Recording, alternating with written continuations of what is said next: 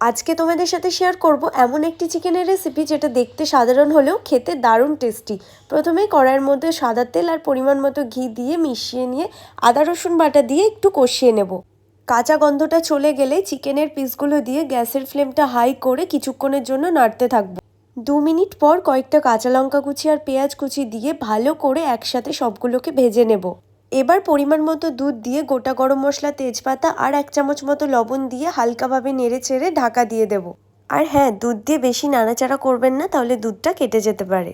কিছুক্ষণ পর ঢাকা খুলে 1 চামচ মতো জিরে গুঁড়ো আর গোলমরিচের গুঁড়ো দিয়ে একটু কষিয়ে নেব। এরপর চিলি ফ্লেক্স, সামান্য পরিমাণ ঘি আর কয়েকটা কাঁচা লঙ্কা কুচি দিয়ে নামিয়ে নেব। রেসিপিটি ভালো লাগলে বাড়িতে ট্রাই করো। একদম সহজ একটি রেসিপি, কোনো ঝামেলা ছাড়াই বানিয়ে ফেলতে পারবে। আর সত্যি বলছি, খেতেও দারুণ টেস্ট হয়েছিল। ভিডিওটি ভালো লাগলে লাইক, কমেন্ট, শেয়ার করো আর চ্যানেলটিকে সাবস্ক্রাইব করতে কিন্তু একদমই ভুলবে না।